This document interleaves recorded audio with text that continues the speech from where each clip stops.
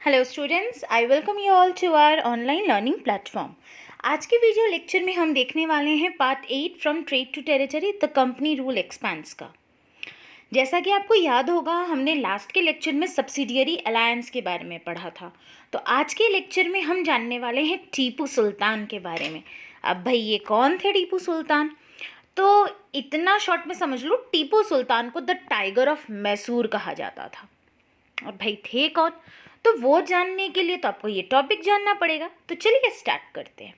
सी, हमने पिछले video lecture में ये भी पढ़ा था ना कि ईस्ट इंडिया कंपनी जो है वो अक्सर पॉलिटिकल और इकोनॉमिक डिप्लोमेटिक टैक्टिक्स यूज़ करती थी एनेक्स करने के लिए इंडियन स्टेट्स को। वैसे ही वो कई बार मिलिट्री अटैक्स भी करती थी ताकि वो अपने पॉलिटिकल और इकोनॉमिक इंटरेस्ट को सेव कर सके, प्रोटेक्ट कर सके। तो ऐसे ही कुछ अटैक्स उन्होंने किए, जैसे आपको याद होगा battle of Plassey, battle of Buxar. वैसे ही मैसूर के इलाके को भी इन्होंने मिलिट्री एक्सपेडिशन के थ्रू ही अपने कंट्रोल में लिया। तो चलिए जानते हैं, बट उससे पहले ये तो जान ले कि आखिर ये मैसूर है कहाँ। तो सी, आपको ये दिख रहा है मैप, इसमें तो बड़ा सा लिखा हुआ है ना मैसूर। ये मैसूर जिसे आज हम मैसूरू के नाम से भी जानते हैं, बट ये छोटा सा एरिया नहीं था। मैसूर जो है वो इतने बड़े रीजन को ऑक्यूपाई करता था। जितना ऑरेंज शेड आपको दिख रहा है वो पूरा मैसूर का एरिया माना जाता था। और जानते हो इन पे कौन रूल करते थे? इन पे रूल कर रहे थे हैदर अली। हैदर अली के बाद रूल किए टीपू सुल्तान। बट हैदर अली से पहले कौन थे यहाँ के राजा? तो यहाँ पर पे वोडेयर खानदान का रूल था। किसका रूल था? वोडेयर खानदान। अब भाई, ये वोडेयर खानदान कौन है? तो हम लोग आगे उसके बारे में पढ़ेंगे। वोडेयर मैं इसलिए बता रही हूँ क्योंकि आगे हमें जानना है कि वोडेयर से क्या लिंक है इस एरिया का। अभी तो बस इतना जान लो कि मैसूर इतने दूर तक फैला हुआ था और इस पे रूल कर रहे थे हैदर अली और टीपू सुल्तान। और हैदर अली से पहले यहाँ के राजा थे वोडेयर खानदान के। और टीपू सुल्तान के बाद भी जो राजा बने वो इसी खानदान के थे, वोडेयर। यस। और एक चीज़ देखो, ये आपको दिख रहा है अरेबियन सी रीजन। मैसूर का जो कोस्टल एरिया है उसे कहा जाता है मालाबार कोस्ट। क्या कहा जाता है? मालाबार कोस्ट। तो चलिए ज़रा आप देखते हैं टीपू सुल्तान।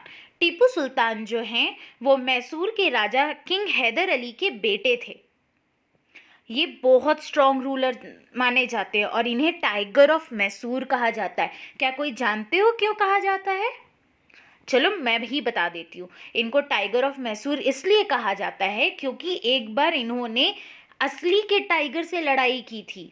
टाइगर ने हमला किया था, उनसे इन्होंने बिना किसी हथियार के इस्तेमाल के ब्रेवरी के साथ उनसे लड़ाई की और तभी से इनको टाइगर ऑफ मैसूर का नाम दे दिया गया। क्लियर है? तो चलिए अब ज़रा हम लोग स्टोरी देखते हैं कि आखिर भाई यहाँ की कहानी क्या थी मैसूर की। तो देखो, अभी मैंने पीछे मैप में दिखाया ना, मैसूर के कोस्टल एरिया पे मलाबार कोस्ट था। जानते हो उस एरिया से ना बहुत सारी ट्रेडिंग होती थी। पेपर, कार्डमम, सैंडलवुड, इन सब की ट्रेडिंग बहुत होती थी। इनफैक्ट जो ईस्ट इंडिया कंपनी थी ना, इंग्लिश वाली, English east India company, British, वो लोग भी यहाँ से ट्रेडिंग करते थे। बट हुआ क्या, मैसूर के जब राजा बने टीपू सुल्तान 1782 में, तो वो वहाँ के राजा बनने के कुछ टाइम बाद उन्होंने क्या किया, इस पे बैन लगा दिया। मतलब कि रोक लगा दी कि जो मालाबार एरिया का जो पेपर, कार्डामम, सैंडलवुड है वो एक्सपोर्ट अब नहीं होगा और कोई लोकल मर्चेंट भी कंपनी के साथ ट्रेडिंग नहीं कर पाएगा। अब भाई, ये टीपू सुल्तान ने ऐसा किया क्यों? आखिर उन्होंने ये सारे एक्सपोर्ट वगैरह रोक क्यों दिए? आखिर क्या कारण था? तो उसका कारण ये था कि टीपू सुल्तान जो है वो डील साइन किए हुए थे फ्रेंच कंपनी के साथ, यानी कि जो फ्रेंच थे वो इनके फ्रेंड थे। और ईस्ट इंडिया कंपनी क्या थी? फ्रेंच की। हम लोगों ने पढ़ा है ना पहले। फ्रेंच कंपनी क्या थी? ईस्ट इंडिया कंपनी की कॉम्पिटिटर, दुश्मन थी। और कहते हैं ना, दुश्मन का दुश्मन क्या होता है? दोस्त होता है। तो बस वही वाला कॉन्सेप्ट है। तो French Tipu Sultan east India company को पसंद नहीं करते थे और फ्रेंच उनके फ्रेंड थे। तो टीपू सुल्तान जो है वो अपने फ्रेंड को सपोर्ट कर रही थी और इसलिए उन्होंने ईस्ट इंडिया कंपनी के ट्रेडिंग पे बैन लगा दिया। अब ये तो किया ही, साथ में उन्होंने क्या किया, टीपू ने फ्रेंच से भी कुछ आर्मी मंगवा ली और कुछ फ्रेंच लोगों को भी अपनी आर्मी में ऐड कर दिया, और वेपन के टेक्निक्स भी, ताकि उनकी आर्मी मॉडर्न स्टाइल की हो सके और वो ज़्यादा से ज़्यादा लड़ाई जीत सके। अब देखो ये 2 स्टेप लिए, अब इसी ईस्ट इंडिया कंपनी जो है वो उनसे चिढ़ने लग गई, और इससे टीपू सुल्तान और ईस्ट इंडिया कंपनी के बीच में थोड़ी सी कॉन्फ्लिक्ट होने लगी, मन मुटाव हो गया। ओके अच्छा, एक चीज़ और बताती हूँ, एक और कारण था इनके बीच के मन मुटाव का, वो ये था कि टीपू जो हमारे ईस्ट इंडिया कंपनी थी, उन्होंने हैदर अली के साथ पहले भी लड़ाई की थी जब टीपू सुल्तान राजा नहीं बने थे उस समय। तो इसलिए टीपू सुल्तान के मन में कहीं ना कहीं ईस्ट इंडिया कंपनी के अगेंस्ट ही फीलिंग्स थी, खराब फीलिंग ही थी, इसलिए उन्होंने ऐसी एक्टिविटी कैरी आउट की। अब टीपू सुल्तान ने तो ये डिसीजन ले लिया, अब इस डिसीजन का रिजल्ट क्या हुआ? तो इस डिसीजन का रिजल्ट ये हुआ कि कंपनी को लगने लगा कि हैदर अली और जो टीपू सुल्तान है, हैदर अली पहले से ही और टीपू सुल्तान ये डिसीजन लेने के बाद से बहुत ज़्यादा एरोगेंट एम्बिशियस हैं और वो हमारे लिए नुकसानदायक साबित हो सकते हैं, वो हमारे लिए डेंजरस हो सकते हैं। सो इन्हें हराना ज़रूरी है, इन्हें क्रश करना ज़रूरी है। अगर हम इन्हें नहीं क्रश कर पाएंगे तो ये हमारे लिए खतरा बन सकते हैं। तो इसलिए अब कंपनी प्लान करने लगी कि कैसे टीपू सुल्तान को हराया जाए। तो इसी को हराने के लिए, टीपू सुल्तान को हराने के लिए उन्होंने 4 लड़ाइयाँ लड़ी मैसूर रूलर्स के साथ। इन 4 लड़ाइयों को पॉपुलरली हम एंग्लो मैसूर वॉर के नाम से जानते हैं। किस नाम से जानते हैं? Anglo Mysore war. और ये कब लड़ी गई थी चारों लड़ाइयाँ? तो ये 1767 से लेकर के 1799 के बीच में लड़ी गई। पहली लड़ाई जो लड़ी गई थी वो लड़ी गई थी 1767 से 69 के बीच में। इस समय कौन राजा थे? इस समय राजा थे हैदर अली। कौन थे? हैदर अली। इस समय टीपू सुल्तान रूलर नहीं बने थे। उसके बाद सेकेंड लड़ाई हुई थी 1780 से 84 के बीच में, और इसी बीच में 1782 में, यही लड़ाई के बीच में हैदर अली की मौत हो जाती है कैंसर से। और उसके बाद बीच में लड़ाई को कौन टेकअप करते हैं? उनके बेटे टीपू सुल्तान। यानी कि सेकेंड मैसूर वॉर जो है वो आधी लड़ी गई है टीपू सुल्तान के द्वारा और आधी हैदर अली के साथ। फिर थर्ड एंग्लो मैसूर वॉर जो है वो टीपू सुल्तान ने लड़ी, और फोर्थ एंग्लो मैसूर वॉर भी टीपू सुल्तान ने लड़ी है। चलो अब इनके बारे थोड़ा डिटेल देख लें। पहले आते हैं first Anglo Mysore war. First Anglo Mysore war में हैदर अली ने लड़ाई की, अभी मैंने पीछे ही बताया था। और इनके सपोर्ट में कौन आए? तो इनके सपोर्ट में फ्रेंच कंपनी आए, जो कि पूरा हैदर अली को सपोर्ट कर रही थी कंपनी के अगेंस्ट। और पहली लड़ाई में जीता कौन? तो याद रखोगे, पहली लड़ाई जो है वो हैदर अली जीते थे और कंपनी हार गई थी। वैसे ही फिर दूसरा हुआ मैसूर वॉर। इस मैसूर वॉर में भी फ्रेंच सपोर्ट में थे और मैसूर की आर्मी जो है वो बहुत स्ट्रांग थी, तो ब्रिटिश के छक्के छुड़ा दिए। ठीक है, हाँ, इस लड़ाई को टीपू सुल्तान जीत गए। अब देखो सेकेंड लड़ाई के लिए दिख रहा है ये मैप आपको, तो ये जो ग्रीन एरिया दिख रहा है बॉर्डर का, यही ग्रीन एरिया जो है वो मैसूर का इलाका था। क्लियर है? अब आते हैं third Mysore war. Third Mysore war जो है, ये वॉर एक बहुत टर्निंग पॉइंट रहा है लाइफ का टीपू सुल्तान के। क्यों? क्योंकि पहली 2 लड़ाई जीतने के बाद ये तीसरी लड़ाई थी, या कह सकते हो ये उनके लिए पहली लड़ाई थी जो वो हार गए थे। अब टाइगर ऑफ मैसूर लड़ाई कैसे हार गया? तो वो इसलिए हार गया था क्योंकि ब्रिटिश ने आपस दुश्मनी का गलत फ़ायदा उठाया। एक्चुअली मराठा निज़ाम हैदराबाद जो हैं वो मैसूर के इलाके को हथियाना चाहते थे। ठीक है, अब ये हथियाना चाहते थे और ईस्ट इंडिया कंपनी को इसमें बेनिफिट दिखा, तो वो चले गए उनके पास और हाथ मिला लिए। बोले तुम दोनों मेरा साथ देना लड़ने में, हम टीपू सुल्तान को हरा देंगे, क्योंकि टीपू सुल्तान को हराना अकेले आसान नहीं है, और बदले में हम तुमको थोड़ा बहुत इलाका दे देंगे, तुम आसपास का टेरिटरी रख लेना, और ऐसे टीपू सुल्तान हार जाएगा और हमको ट्रेडिंग मिल जाएगा करने को मालाबार कोस्ट में। तो ऐसा कह करके उनका सपोर्ट लिए।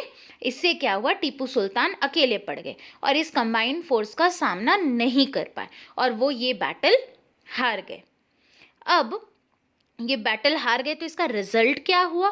तो इसका रिजल्ट ये हुआ कि टीपू सुल्तान को जबरदस्ती ना चाहते हुए भी ईस्ट इंडिया कंपनी के साथ एक समझौता करना पड़ा, एक ट्रीटी साइन करनी पड़ी, जिसके तहत उनको अपनी कुछ टेरिटरी जो है वो ब्रिटिश को देनी पड़ी। ये जो आपको रेड के क्रॉस मार्क्स दिख रहे हैं ग्रीन वाले बॉर्डर रीजन्स में, ये वो टेरिटरीज थे जो उन्हें ब्रिटिश को देनी पड़ी थी।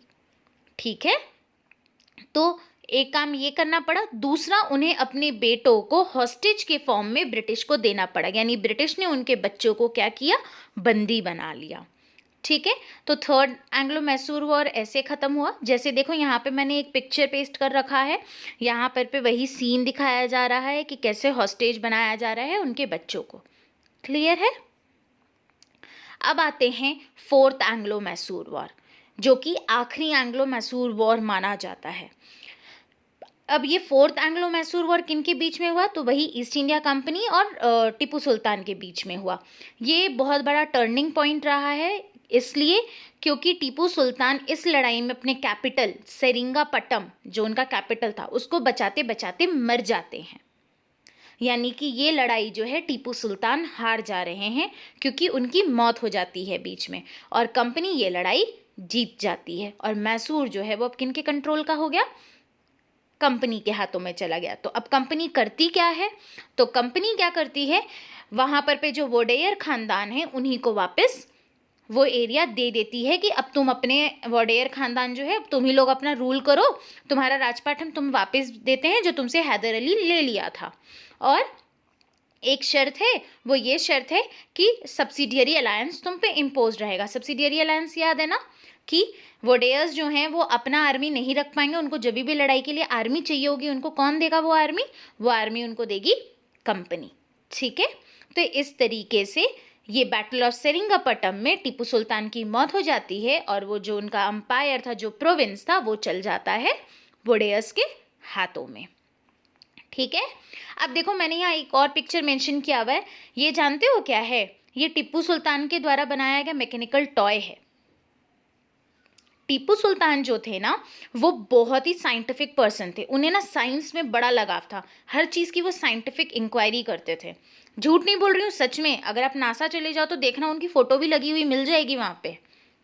अब ऐसे ही उन्होंने ये एक टॉय बनाया हुआ है। ठीक है, इस टॉय को अगर आप ध्यान से देखो तो इस टॉय में दिख रहा है एक शेर, एक टाइगर है, और नीचे में क्या है?